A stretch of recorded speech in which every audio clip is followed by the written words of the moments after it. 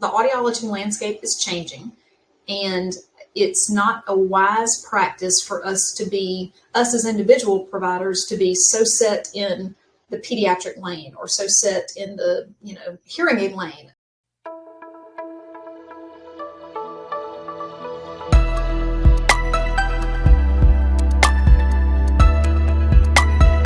Hello and welcome to Dizzy World. Dizziness and vertigo are among the most common complaints in patients of all ages to their doctors, and yet there are still a limited number of specialists equipped to evaluate and treat these conditions. As a global leader in the science and business of equilibrium medicine, our goal is to empower healthcare providers from all specialties to help this important population of patients. On Dizzy World, we'll highlight outstanding clinicians, scientists, and business owners bringing excellent care to dizzy patients globally and living the AIB motto: dizziness and vertigo. You don't have to learn to live with it.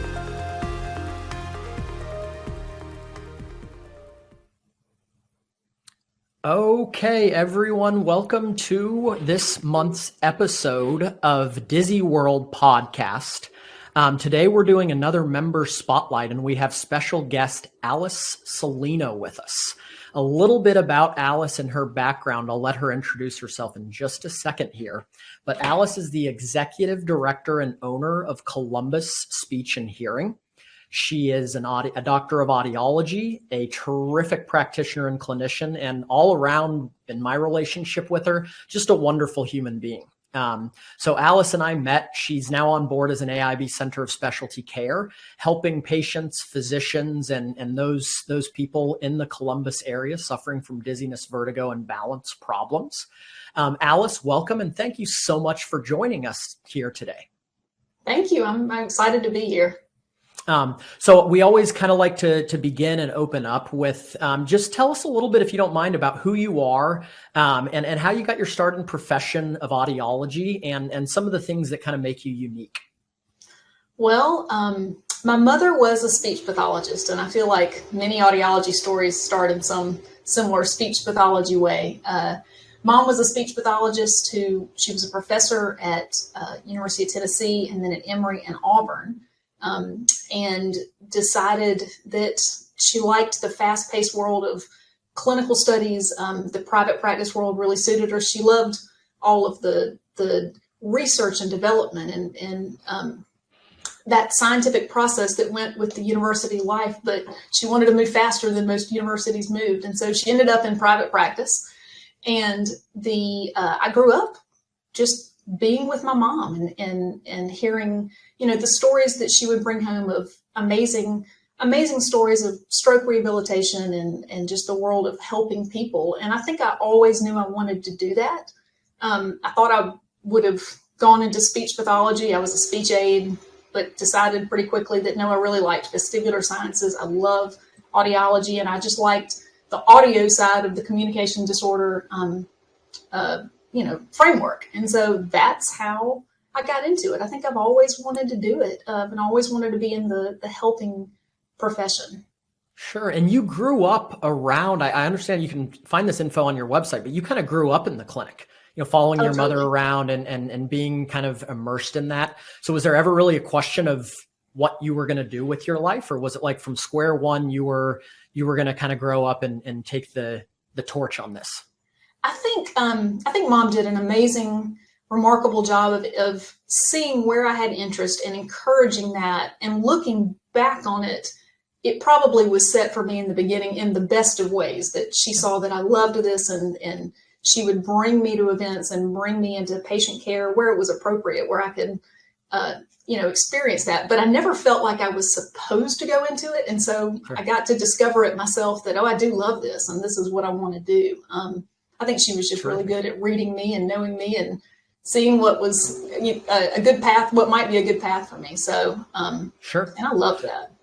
So when it comes to, before we dive into a little bit on Columbus, I've got to notify the audience of all of the other kind of personal stuff that is so cool about you.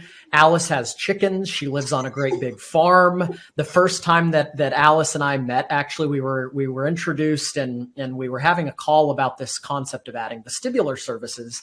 And I get an email that says, "Hey Joe, I've run into a problem. I was recouping my chickens and I gotta go get a tetanus shot because I have this big cut." And so I'm thinking, wow, that's one of the most, elaborate stories I've ever heard to get out of a call before. Maybe it's true. And then under that email, sure enough, there you have it. There's a picture of Alice bleeding from the eye. She actually included the picture. So all kinds of interesting, cool stories about snake bites and horses and farm stuff. So you certainly, as a person, you wear a ton of hats. What do you think that, what about you as a person makes you an awesome audiologist and makes you really well suited to help the patients that you do in Columbus?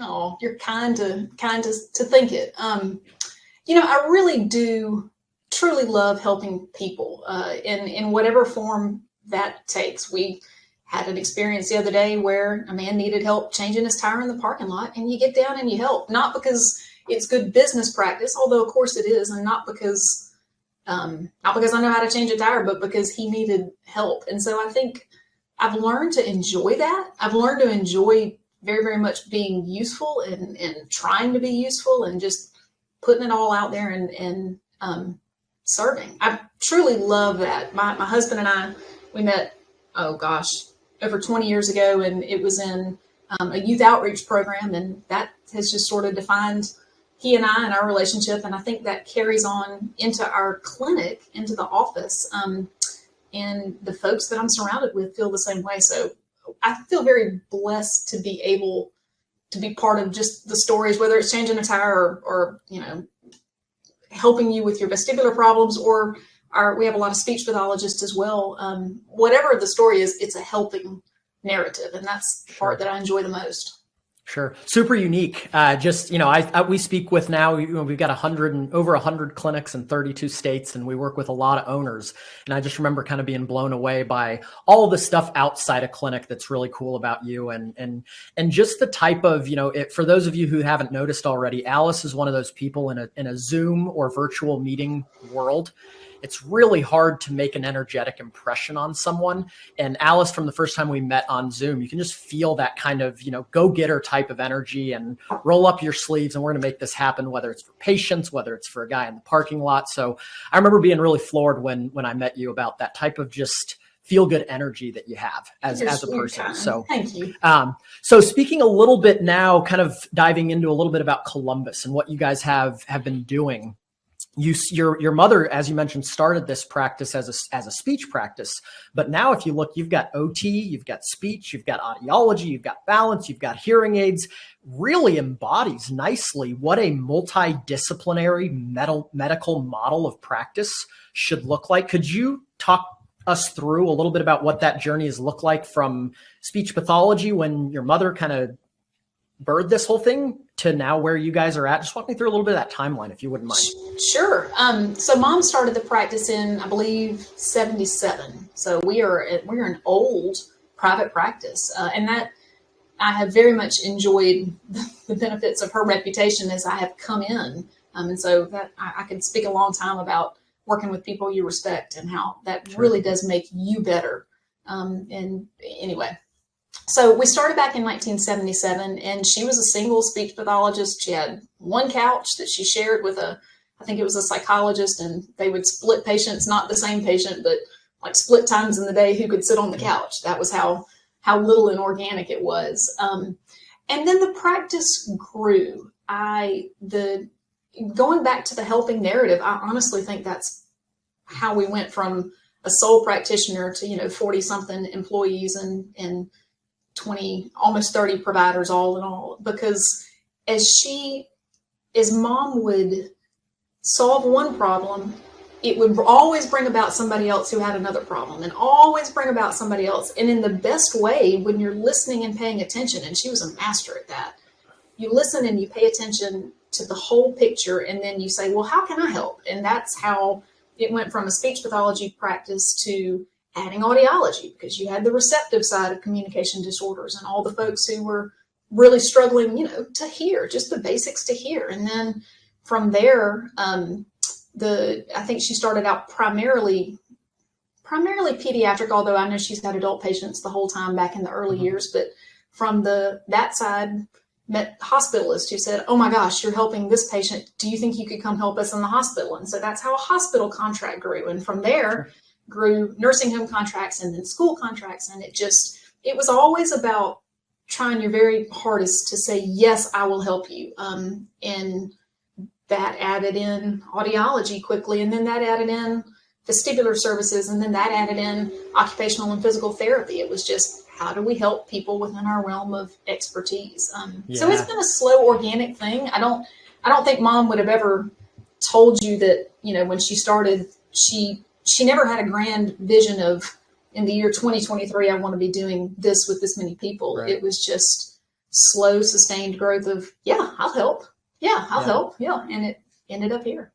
Like changing tires in a parking lot. It's actually a really good metaphor for, and how cool that she gets to see kind of her legacy continue to grow and expand like that. I feel like that's what every, business owner wants, is to pass things down to the next generation and have it continue to grow and help people and serve the community. That's really cool. You make a really interesting point, though, that I speak with a lot of audiologists and entrepreneurs and practice owners about.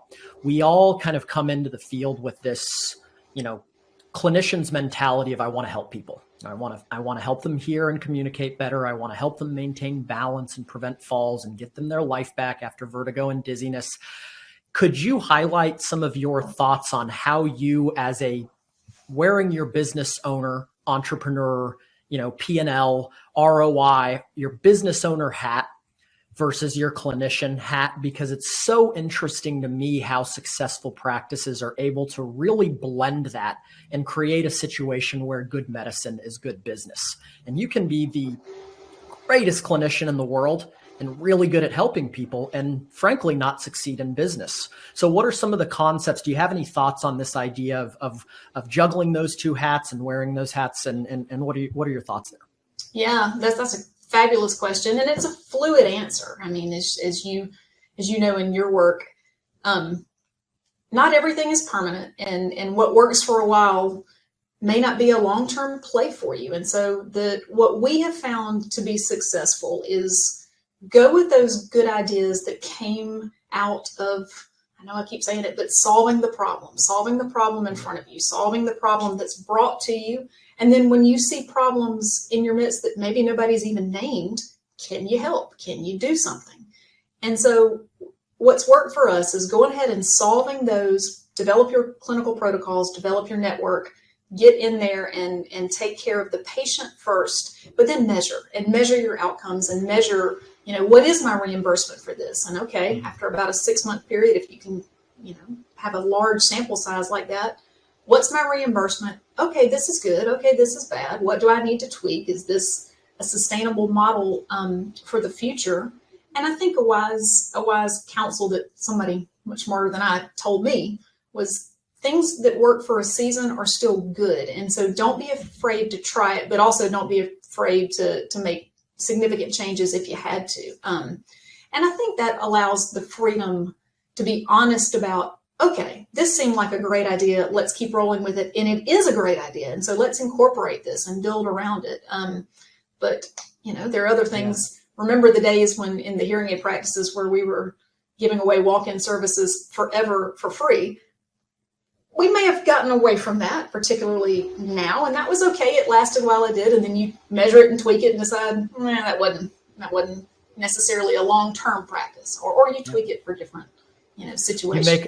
You make a really, really good point in terms of your willingness to take risks, I lovingly say I'm a Kansas City Royals baseball fan, so I'm not happy a lot, but if you bat 300, if you get on base 3 out of 10 times for your career, you're in the Hall of Fame. Yeah. So the permanence, I feel like, of making a bad decision and people freezing in those aspects, I think that's where really good entrepreneurs and business owners really succeed, is they're not afraid of maybe this works for a season. Maybe it doesn't work at all. But if it doesn't, I'm going to find a way to re-navigate the situation and right the ship. So I've heard that consistently. And you read that with the John Maxwell or the Maxwells and the Gerbers and some of these business gurus as well. So it's really interesting to hear that that's kind of how you operate your business and make decisions on adding new product lines, adding new services and these kind of things. So that's awesome. Speaking of, that kind of tees us up beautifully. So you and I first met, we had a conversation, we were connected by, I think it was originally your rep for Resound. Correct. Alicia kind of put us in touch and walk me through a little bit for those people that might be listening that have successful dispensing practices or that have been operating in more of a retail world, or maybe just have no concept of vestibular at all. Where did the inception of this idea, I'd like to add these services, come from? And what was the decision-making process and the journey? Just kind of walk our listeners through a little bit of that, if you don't mind. That's a great question. I think it probably began or originally with a good professor at school that I went to Auburn, who made vestibular sciences interesting, and they were intimidating because they were so valuable, and they are difficult. I mean, it is one of the more difficult things that we do as audiologists, no question, but they weren't to be avoided. It was to be embraced. It was to be figured out. And so I think honestly, the answer starts back with a love that came in school. Sure. But I found that as you make your way down the journey of your career, listening to those who like you and have your best interest at heart. And Alicia's always been. I mean, she's been with us for I don't know how long, and she is so good at looking at least us. And I know her other accounts, looking at what they like to do and what they're good at. And I just mentioned, hey, do you, I forgot if she and I were probably talking about hearing aids. And I said, do you tell me what's going on in the vestibular world? I knew that she had a connection to vestibular for you guys in vestibular sciences, and just she's been in the field that long. And so she's one of those great resources that can set you up with whatever you need. And that was how it got talking. And she and I discussed, she knew that we loved vestibular services. She knew that we had old VNG equipment that I was ready to replace with better technology, knowing that was going to give me a diagnostic edge and then help my patients more. And so I think it just came out of a relationship with Alicia, who has been a friend to our clinic and a lot of other clinics for a long, long time. Sure. And in that decision-making process, once you as leadership and ownership have decided, okay, this is the direction we want to take, this is going to be our next initiative. What was it like, educating your staff and sort of getting everyone rowing? One challenge that I know a lot of people that try to do any type of new service, whether it's tinnitus or auditory processing or any new service line, one of the biggest challenges, yes, the owner is bought in and they have a vision for what they'd like, but what was it like getting your staff on board and just ensuring that everyone's rowing in the same direction and that you're able to really get this thing off the ground? Yeah, that's a great question. So I've got I'm one of 5 audiologists in our practice. And like I think most practices, you end up kind of specializing. You get the ones who really like doing pediatrics, and you get the hearing aids, and you get the vestibular. And we got together, and we have a wonderful cohesive group. I mean, I feel very, very blessed with my staff. But we got together and we talked about the audiology landscape is changing, and it's not a wise practice for us as individual providers to be so set in the pediatric lane or so set in the hearing aid lane. For practical reasons, such as if somebody gets sick, we all need to be able to take on each other's patients and cover, but also for long-term career pathways with the changing digital landscape, the changing hearing aid landscape, even some of the changing diagnostic criteria. For example, auditory processing is such a big thing now, and we're being asked to provide those services, and that's one of those problems on the horizon that you do have to decide how you're going to handle. And I think vestibular sciences is definitely in that category of not everybody was comfortable with it, not everybody was doing it, but to be the best practitioners we can be and to be the strongest clinic we can be, which offers us all protection, I said, let's come with me down to Florida. And that's when I talked to you and you guys, and I cannot stress enough how beneficial that week was. We, how many days was it? I can't remember. It was great. However, 3 or 4. Usually 3 days. Yeah. 3 full intense days. Getting a way to do it together, that's an investment, of course. I mean, it's an investment of time and the patients that are backing up here. It was wonderful. And now we are all comfortable doing it. We can all pitch in, and it's invigorating and encouraging. And so I think we got here by looking at the landscape and being very honest about, are we using our brains? Are we being the providers and the problem solvers and the collaborators with all of our physician partners? And we have a great physician network. We need to be using those services, and vestibular sciences really fits every one of those categories, and it's not going to be taken away from us. As I feel like a lot of other audiologists are. I mean, you hear the stories and you see the concern, and I don't think anybody's coming for vestibular. Yeah. You make a great point. And I wanted to also speak to, a little bit kind of to piggyback or springboard off of that. When you think about if I, as a business owner, if I want to add any new service line, one of the first concerns is, how am I going to generate patients? How am I going to get people to come through this door and utilize these services? One of the really intriguing things about your practice to me from the get-go, one of the first things I always ask owners about is, what is your current relationship with the medical community? Have you built up a network of doctors who trust you with the existing services that you had? And of course, you guys are absolutely blowing most practices in the nation away when it comes to that aspect. So walk me through a little bit, or tell, speak to a little bit, if you don't mind. What did it mean to physicians in your community and the medical community when you came in and said, hey, we're going to offer this line of services, and here are the patients that are candidates, and here's what we can do for them? I think the resounding answer when I would tell my physician friends that, whether I would see them or whether I would pick up the phone and call them, was, oh, thank you. They want so much to have a place to send their patients for good diagnostics. And with that, the recommendations that you provide, I've noticed and learned in my career that a good report is worth a billboard of advertising. It just is. I mean, and even if that doesn't mean that you, like I had one today, that everything on the VNG rotary chair, everything ended up being normal. But even to categorize that in the history and to talk about this happened back in 2010, and we seem to have a lingering effect for a few years, and then bam, this happened and that happened. And you get to the bottom, if you categorize their history, you lay it out in a clean way. And even when you get to the bottom and say, listen, today's findings suggest normal function.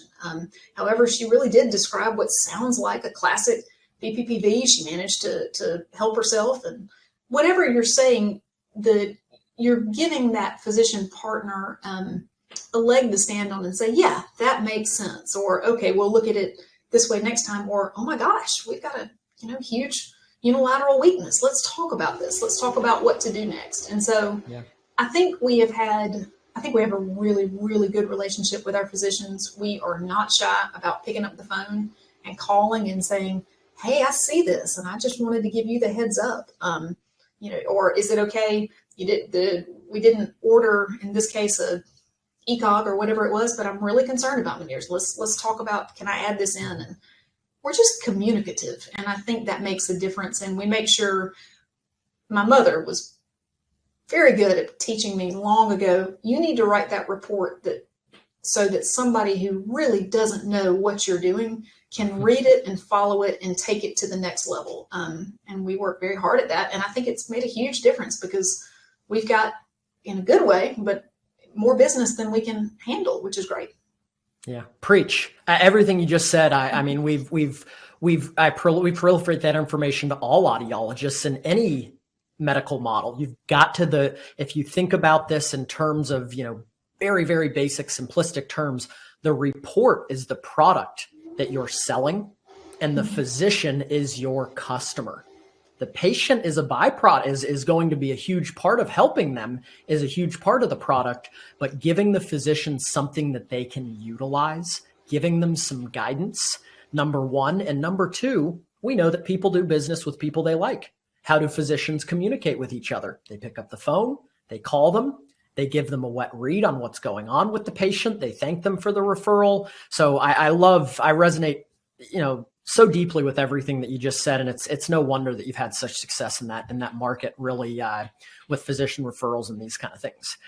Speaking of referrals, you have I told you I wanted to get into this a little bit. You have a really unique relationship. And from what you've told me, you've been able to generate so much traction with the VA and your ability to acquire overflow from these VAs in your area, to an audiologist who maybe is like, oh, I can get referrals from a VA. How do I do that? Who do I talk to? What do I do? If I'm an audiologist in Seattle or in New York and I want to explore how to do that, could you give a quick little tutorial of how you were able to build those relationships and what those relationships have meant to you? Sure. So I think the first thing to think about, the VA is really a two-sided entity. You've got the Veterans Healthcare Administration, which is the VA that you think about. That's Walter Reed. Those are the big dog places, which are amazing facilities of research and design, and they're wonders. And then you also have the Veterans Benefits Association, which is compensation and pension exams for the for servicemen and women, and based on your audiograms, VNGs, whatever you're doing for their looking at disability and pension claims for them. But the reason I bring them both up is because they talk to one another a lot. They're different sides of the same coin, but there's a whole lot of collaboration between them. And so I long ago was doing compensation and pension exams. And that's another one of those stories where a problem was presented and I said, sure, let me try. And it actually led into a whole line of business. And I have gotten to travel the country and just got back last week from Puerto Rico, seeing veterans in Puerto Rico. But the introduction I had for the compensation and pension exams, I have a deep love of veterans. My dad's a Vietnam vet.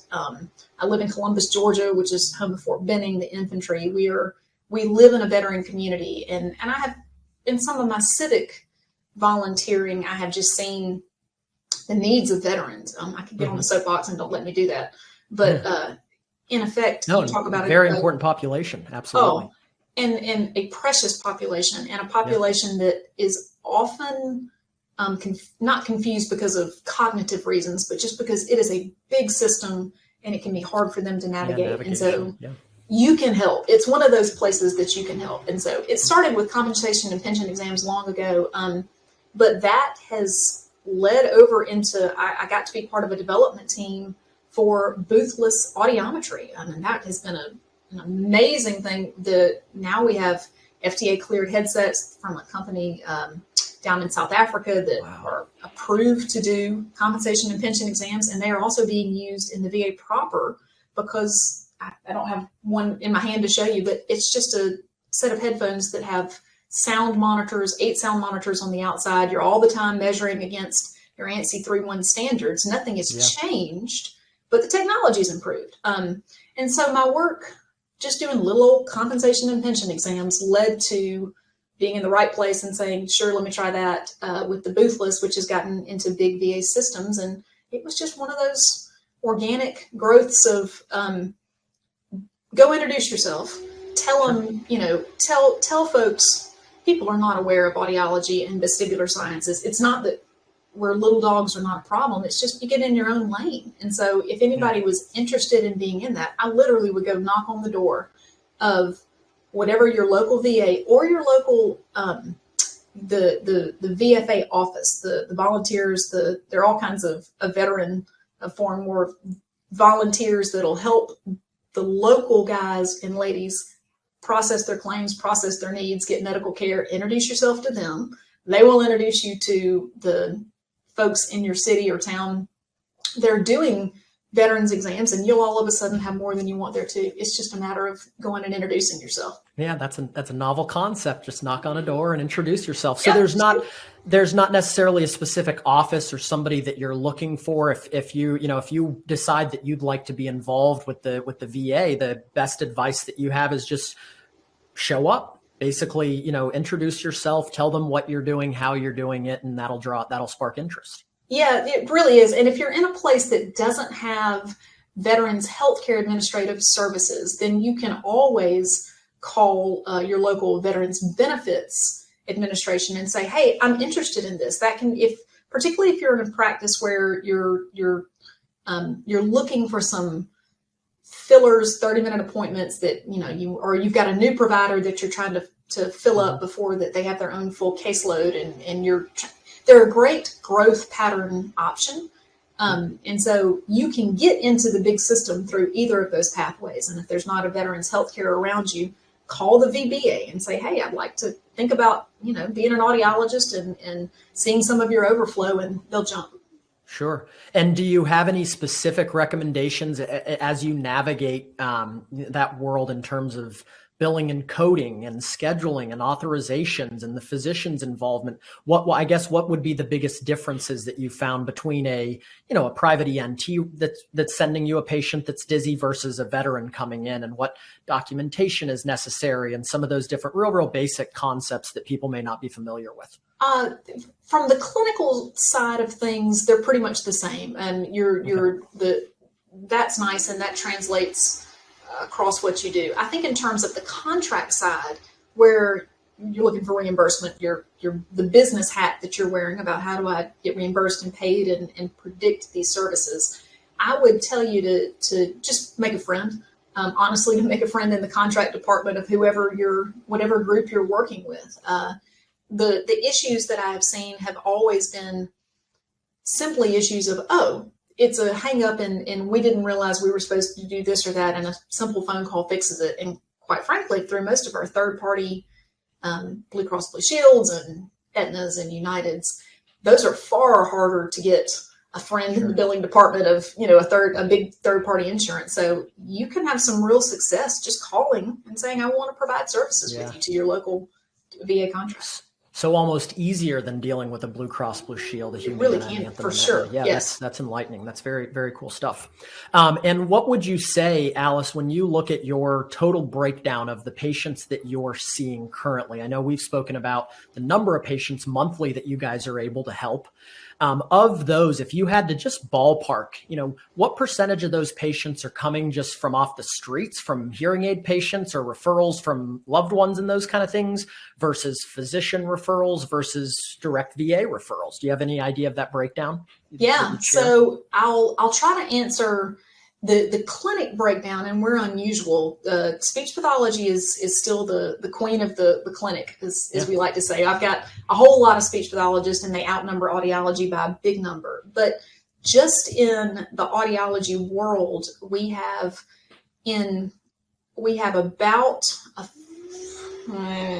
about a 35% of our patients are, maybe even more than that, probably 40. I haven't looked at Q4 from last year, but probably 40% of our patients are pediatrics.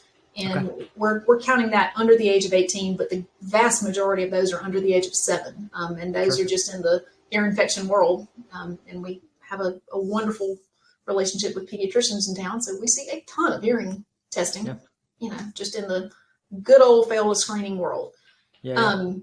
Then, so about 40% of that. And then I would tell you the other 60 of adult patients, probably 15% are VA related, and the rest are adult hearing evaluations and vestibular.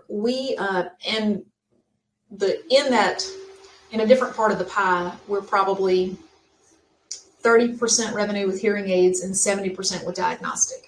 And that's a changing thing. When you look at your numbers over time, here in Columbus, it's not that we're seeing fewer hearing aid patients. It's just that reimbursement has changed, and now third-party reimbursement, which in some cases is great, and in many cases it's not great.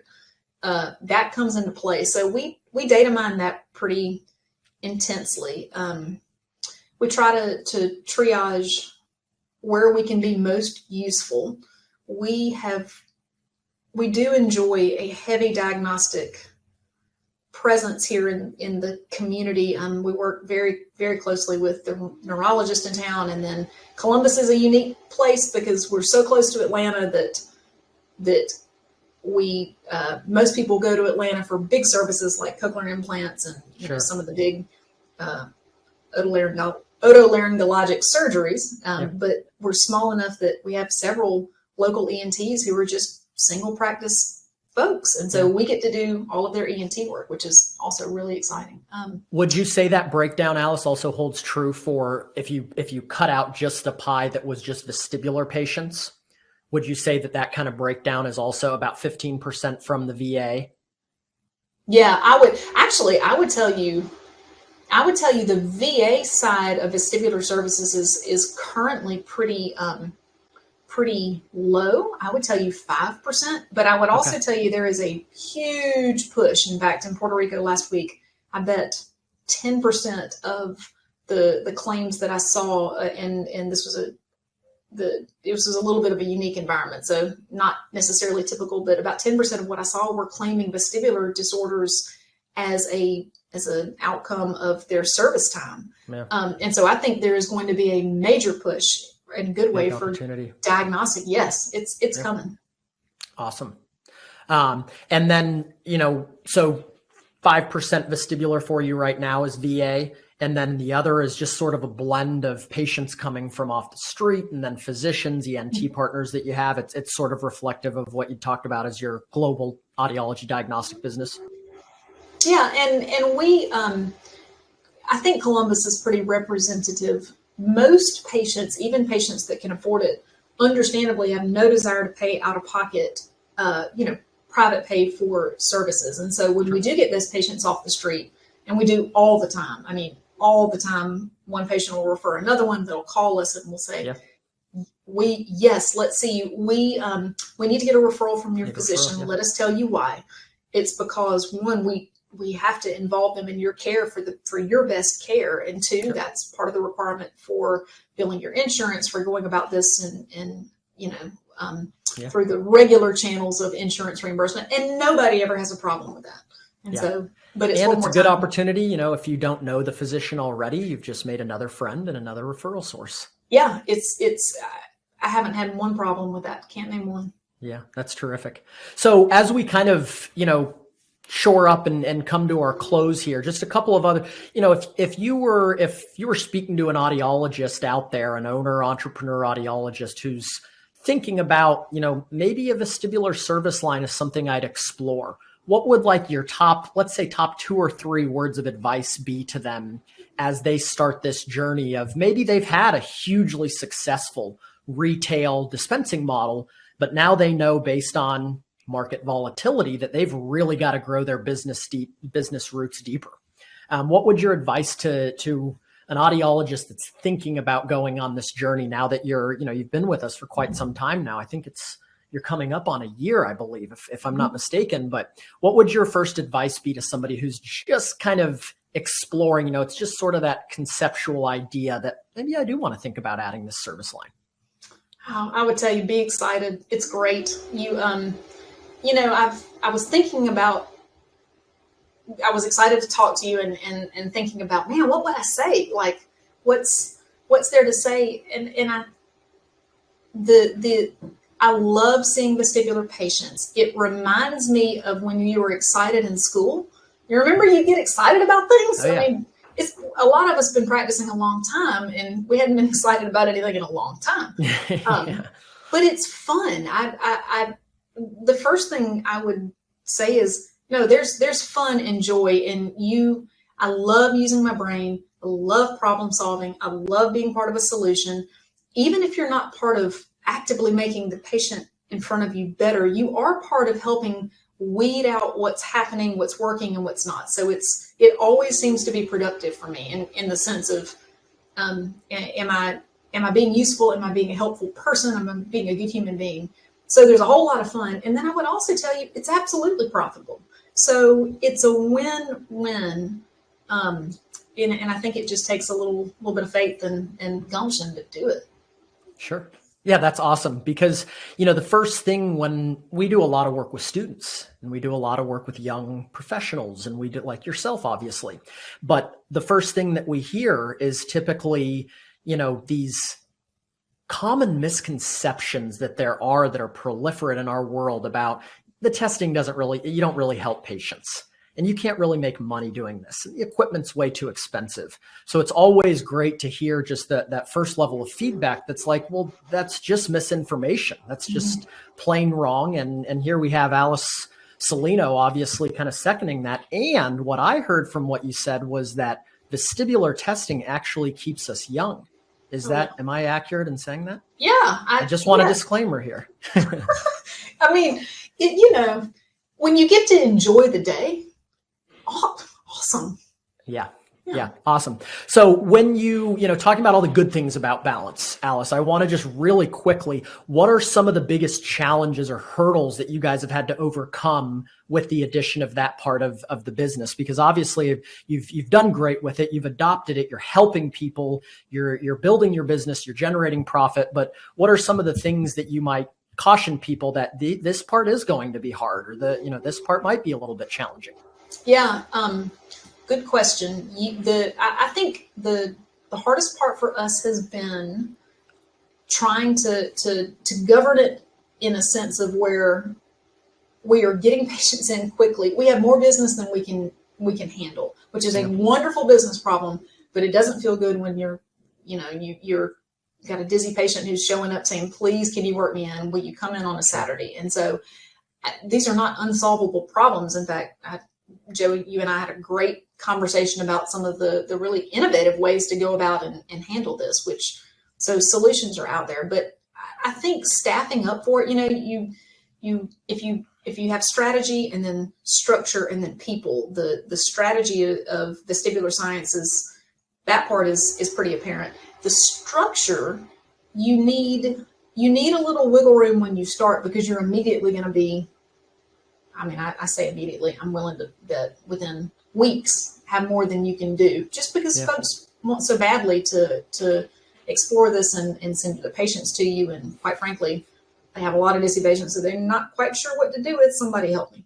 And so I would look at your calendars, look at your schedules, and when you bring it on, it seems to me like it would be ideal to sort of carve yourself out some time so that you can incubate this and do a good job, and it will come to you in a return very quickly. Sure. It's not going to be hard in the long run, but I like how you put that strategy, structure, and people. I think that's a really, really innovative, interesting way to think about it. Yeah. So to kind of finish up, Alice, just generally, where do you see in the next 5 to 10 years as you plan out for your practice in Columbus and you sort of, arm yourself for what's next with OTC and hearing instruments and third party, which has kind of become like a 4-letter word in our profession, and all these other kind of things? Where do you see the direction of the profession going, and how do you feel that you are, and continue to insulate yourself and protect yourself so that you guys can continue for the next 30, 40 years? I think the next 5 years are going to show a lot of change in the field. I think not an easy or comforting answer, but I think the Bows and the Apples and a lot of these big companies that are in wearables and in other things are going to push out a lot of audiologists, a lot of providers who are not focusing on the diagnostic aspect. They are only selling hearing aids, or hearing aid sales or their primary source of revenue. I think you're going to have a hard time, and I hope you make it, honestly. And some will. I certainly don't mean.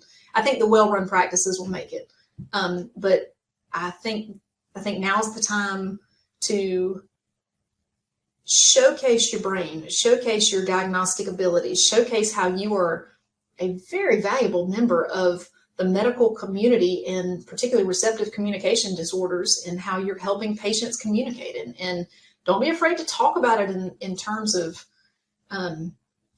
as we all know, but we don't say, the benefits of being able to communicate. You can be a quadriplegic and have a wonderful quality of life talking with your loved ones and talking with, having conversations and interacting in meaningful ways that make all the difference in the world if you can communicate. And audiologists are half of that battle.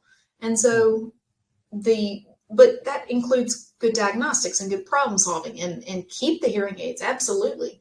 But don't only be, a practice with a commodity of a hearing aid. You got to be part of the problem solving subset. Yeah.